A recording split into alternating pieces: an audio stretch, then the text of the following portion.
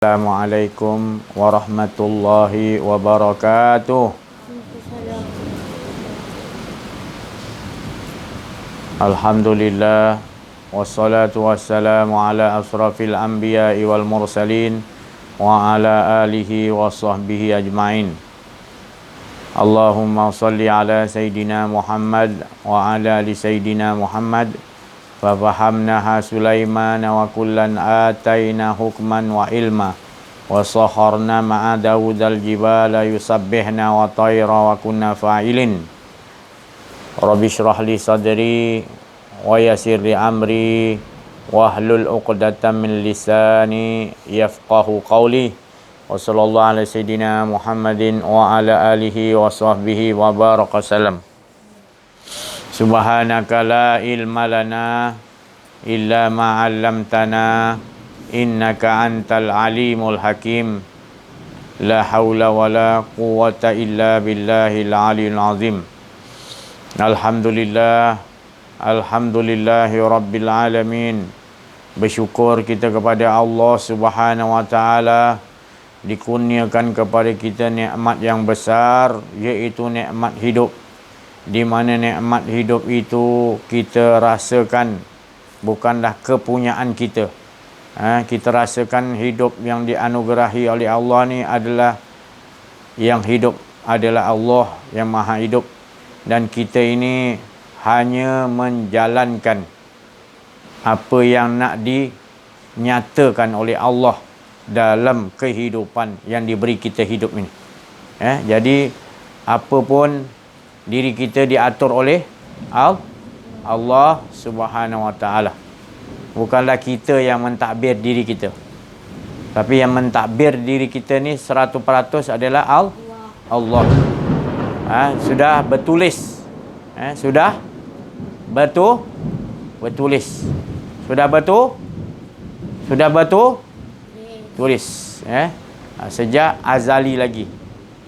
Daripada awal hingga akhir, bagaimana kita nak ditajalikan oleh Allah Subhanahu Wa Taala. Jadi tak ada mengatakan bahawa kita yang ada dalam kehidupan ni, maknanya menunjukkan kita yang melakukan ni, kita yang melakukan ni, kita lakukan ibadah ni, kita lakukan ibadah tu. Tak ada istilah tu. Istilahnya adalah kita melakukan tapi bukan boleh mengaku kita, tetapi sebenarnya menyatakan dirinya, diri Allah. Dengar tak Muhammad? Jadi kita sebagai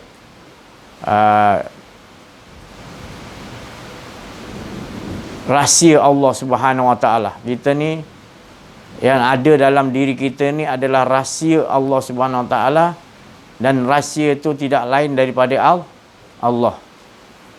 Jadi rahsia itu lalu diberi kepada kita. Janganlah kita mengaku bahawa itu hak kita. Bila kita dah kenal rahsia tu hak Allah, maka kita akan berlepas diri dan mengatakan la haula wala quwata illa billahil aliyil azim, ataupun la ilaha il, kita mengucap syahadat, iaitu pengakuan kita dah kenal bahawa dialah yang ada. Kita ni la tu maknanya tak la tu apa makna dia bang? Cakap kuat sikit. La tu apa? Tak ada. Tu orang yang malas tu dia macam tu dia. Dia patut kita bersemangat. La tu apa? Tak ada. Jadi kita perlu tegas yakin bahawa kita betul-betul tahu dan kita tidak ada was-was. Kita mengatakan betul-betul kita ni tidak ada. Jadi bila orang menunjuk mengapa ada ni, itu menunjukkan yang ada tu Allah. Mengapa engkau boleh bercakap? Itu kalam Allah. Mengapa engkau boleh mendengar? Itu pendengaran Allah. Jadi apa saja pun dalam kehidupan kita semua hak Allah. Jadi kita mengenal Allah. Bila mengenal Allah, kita akan bersyahadat. Mengatakan asyhadu an la ilaha illallah. Aku mengakui bahawa aku ni tidak ada, semua tidak ada. Yang ada adalah nyata hanya Allah SWT. Dengar tak bang? Jadi inilah kehidupan yang sebenarnya. Jadi kita bersama yang maha hidup. Maknanya bukan kita ni hidup, tapi yang hidup sebenar-benarnya Allah yang maha hidup. Jadi kita dihidupkan oleh Allah untuk menyatakan dia yang hidup. Jadi kita tak ada. Faham tak nak mengolahkan keadaan ni? Kita yang jadi masalah sekarang ni, kita mengakui ada Allah. Ada wujud dua. Maka itu kita tak beres lagi. Kita tak betul-betul faham apa tu tauhid. Tauhid tu hanya mengesakan dia je, bukan kita yang mengesakan. Dia mengesakan dirinya. Tak ada dua. Baru kita sampai dinding tauhid zat. Baru boleh sempurna maknanya kita punya tauhid. Ini yang diajar oleh Rasulullah SAW. Yang betul-betul yang kita nak pegang. Pada sahabat, pada tabi'in ni kita nak ambil jejak-jejak langkah ni tadi.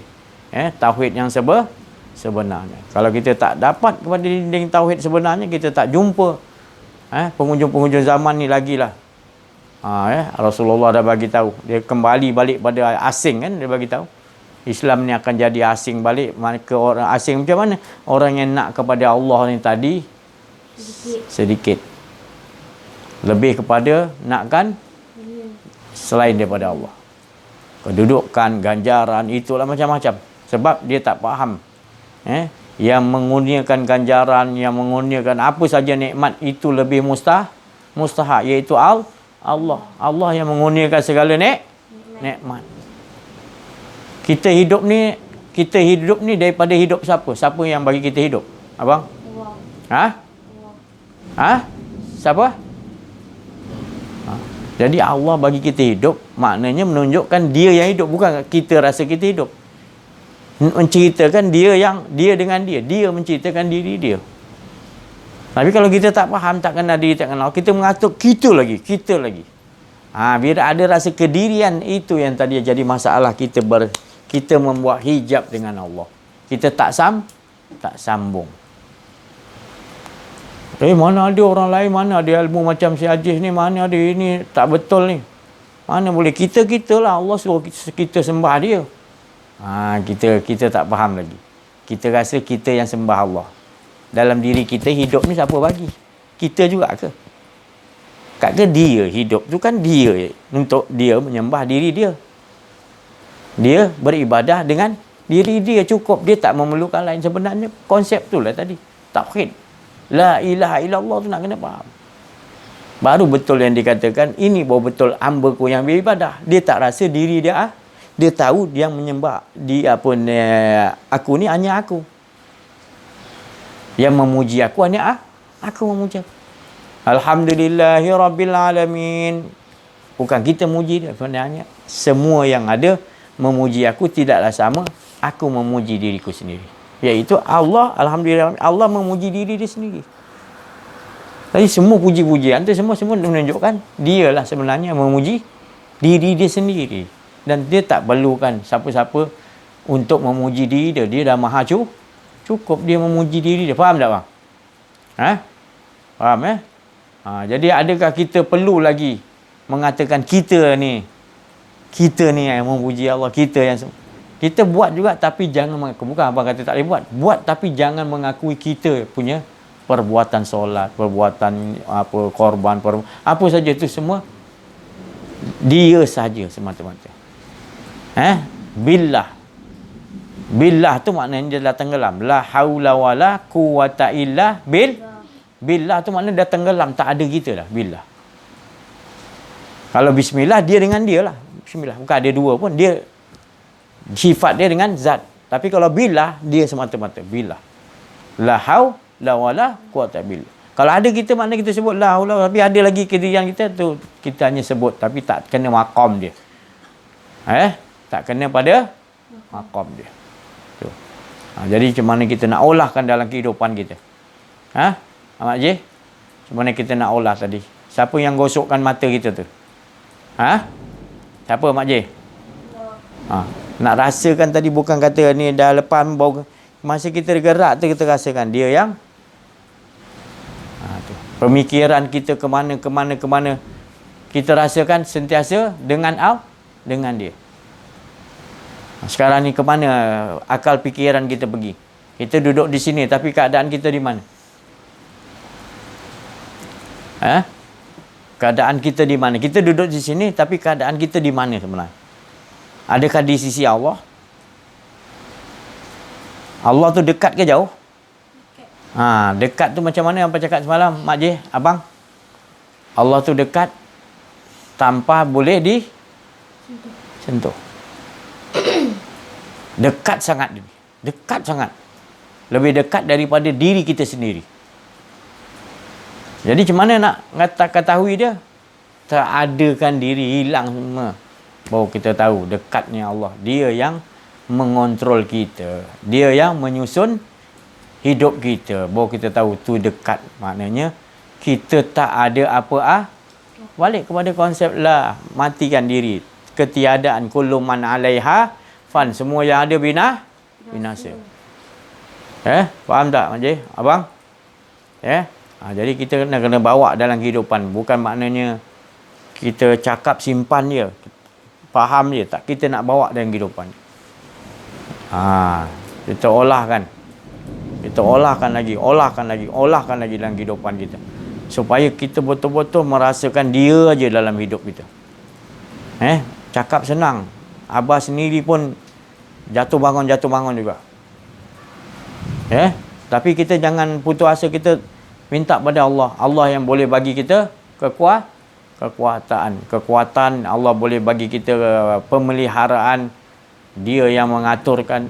Kita minta semua dia. Kita tak ada daya upah, kita minta pada.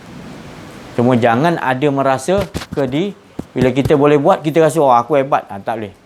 Itu dah makna ada wujud dua dah. Ada je wujud keinginan kita je dengan keinginan Allah. Mana dah belaga tak boleh. Kena ambil keinginan Allah SWT. Mana kita tak ada apa-apa keinginan. Keinginan kita adalah daripada keinginan Allah. Iaitu wa qada rabbuka. Tetap dengan dia. Jangan ada yang lain selain daripada dia.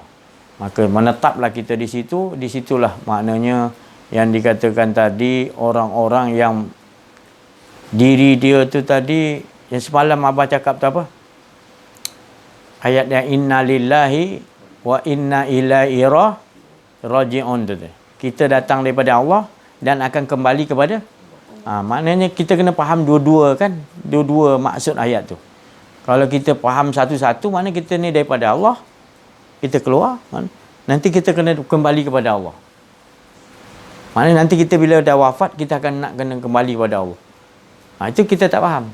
Tapi kalau kita faham betul-betul ayat ni, minta Allah fahamkan, rupanya kita ni sebenarnya sentiasa dengan Allah. Sebab kita dah tahu kita ni tak ada. Yang ada hanya dia. Kita duduk antara kedua-dua kepahaman tu, minta. Mana kita tahu dia aja ada. Tak ada kembali, tak ada datang, tak ada apa pun. Dia aja yang ayat ni menjelaskan di situ kepahaman dia. Mana yang ada hanya, yang wujud hanya Allah. Tidak, kita tak ada daripada dia dan dia tidak akan kembali kepada dia. Dia tetap wajah dia tetap kekal dengan memiliki keagungan, kemuliaan dia. Kita tak ada apa. Tapi kalau kita rasa kita ni macam mempunyai ada, jadi kita ingat kita nanti kena kembali sana. Betul tak? Kita ni datang pada Allah ni, kita kali nanti last kali kita akan kita seolah-olah kat sana kembali dengan dia. Kat mana tu kembali tu? Datang tu waktu tu ke mana? Datang tu daripada mana datang? Daripada Allah. Mana Allah tu tadi kan? Mana kalau kita faham tadi? Mana Allah tu tadi di mana? Abang? Abang? Allah tu macam mana kita nak kata dia, kita datang daripada Allah? Itu maknanya itu masih lagi kita kurang kita kurang faham. Sebenarnya kita tak datang mana-mana pun, kita pun tak pernah wujud. Baru kita faham rupanya dia aja yang tidak kita datang, tidak kita kembali. Dia sentiasa yang wujud. Apa dia? Orang tanya. Ni kenapa Nanti Ipan cakap lah, ini ada menunjukkan Allah yang ada. Siapa jadikan apa ni tubuh kita? Siapa jadikan dia dalam roh kita? Mana ada kita? Jadi yang nyata yang dia orang nampak tu sebenarnya menunjukkan nyata Allah. Ini banyak kalau orang tak mengaji di sini anak abah, dia takkan boleh terima, dia akan bangkang kita. Padahal ini yang kita nak kena faham. Kalau selagi kita tak faham konsep ni, kita rasa ada lagi diri kita, kita tak akan kenal Tuhan kita. Kita rasa macam Allah ada kuasa, makhluk ada kuasa lagi. Betul apa cakap? Betul tak? Kalau kita ada, kita rasa kita ada? Tak? Masih was-was lagi kita rasa. Ya, aku kan sembah Allah Ta'ala. Kita nak kata kita yang sembah Allah Ta'ala pula. Tapi kalau kita belajar benda ni, kita tak mengaku kita yang sembah Allah. Maknanya dia lah sebenarnya. Kita, semua kudrat, iradat hidup dia punya. Apa kita nak mengaku kita pula? Nanti bila kita dah mengaku kita punya, kita minta imbalan pula. Dah jadi lain pula, dah jadi. Keinginan lain pula. Betul? Jadi, kita betul-betul dengan Allah ini. Wa amma bi ni'mati rabbika fahati. Betul-betul. Kita betul-betul demi Allah betul-betul. Lillahi ta'ala Allah. Jadi kita kena apa? Fahami betul-betul. Maknanya kalau masih lagi kita berlawan dengan kejap ada kita, kejap tak ada, kejap ada, kejap tak ada, letih kita. Letih. Kejap rasa ada kita, kejap rasa tak ada. Betul bang? Dalam hidup kita berlawan benda tu kan. Bila kita dah faham ni, mula kita berlawan kan. Ini kita nak lawan hawa nafsu kita ni lah. Hawa nafsu yang paling jahat sekali dalam diri kita adalah mengaku ada di.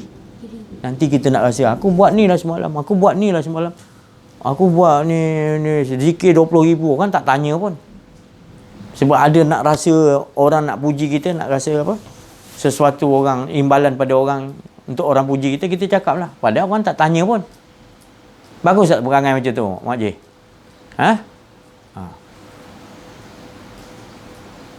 Jadi kita maknanya senang cerita, maknanya jangan ada mengaku diri kita. La ilaha itu maksud yang bedah siasat. Maksud la ilaha illallah tu. Disuruh apa? Jadidu imanakum. Barukan balik iman kita. Rasulullah kata. Macam mana cara barukan dia?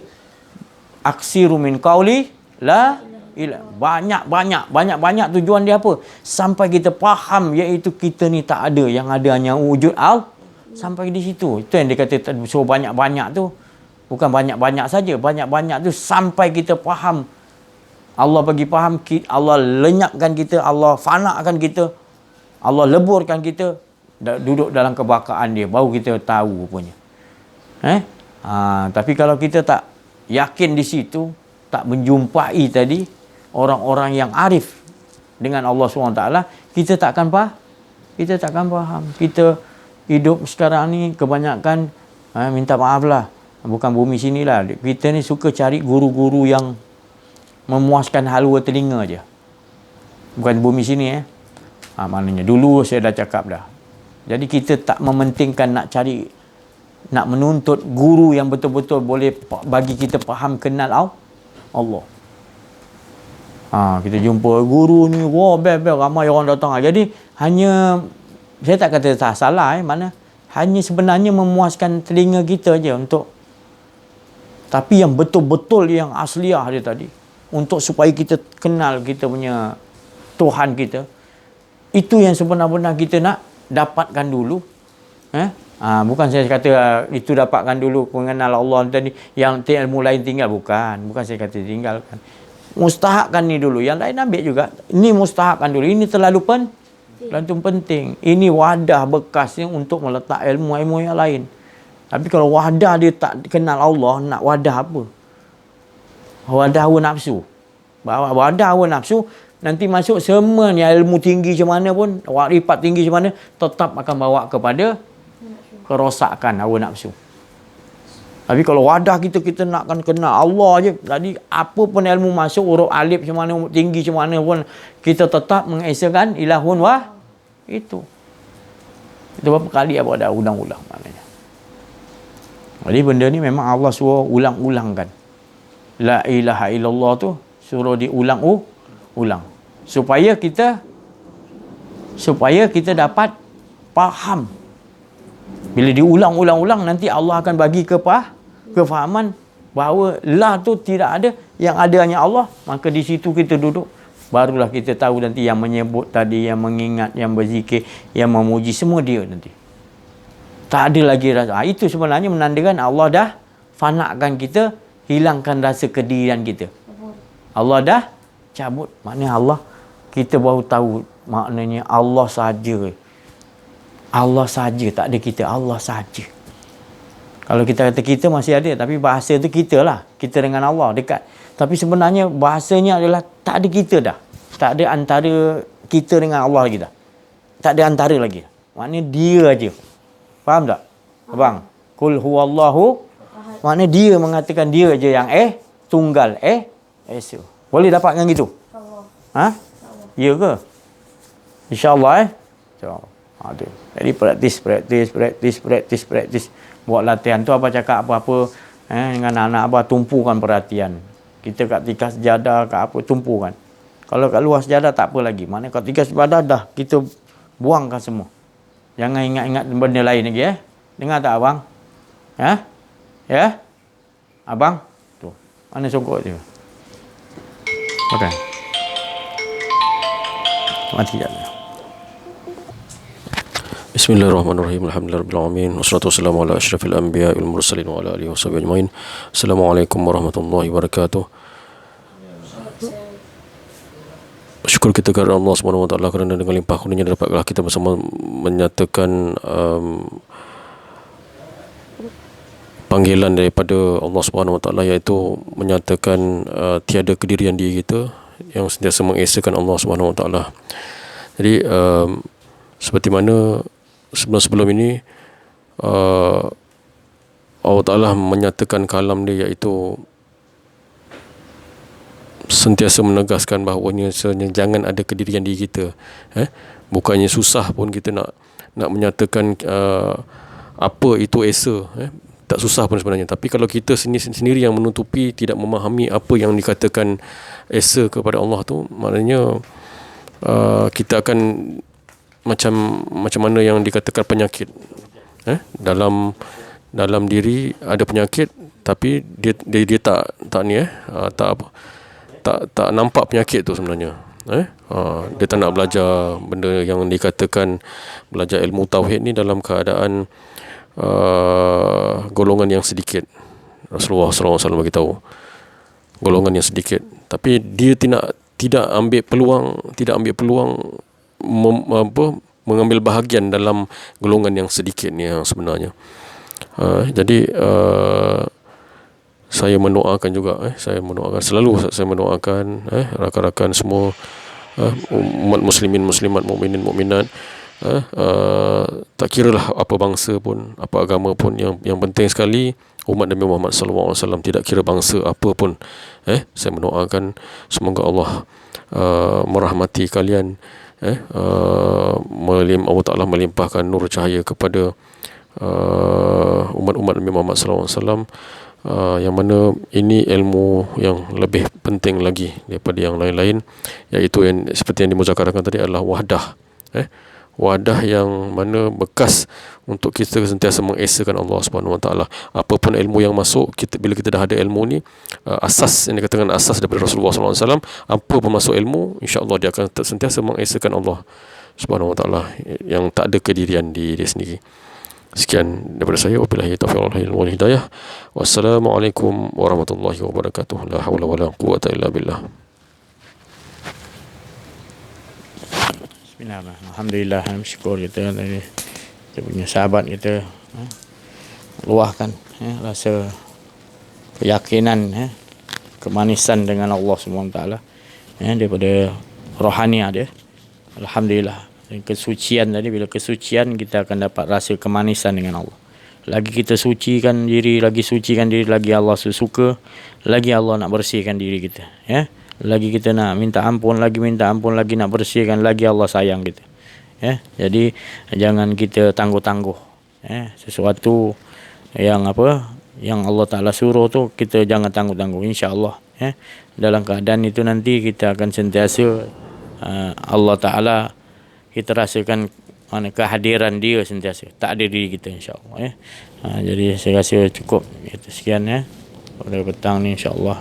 Mohon terima kasih atas perhatian dan juga mohon maaf atas kesalahan kesilapan dalam menyampaikan ada rasa kedirian. Wabillahi taufik wal hidayah. Assalamualaikum warahmatullahi wabarakatuh.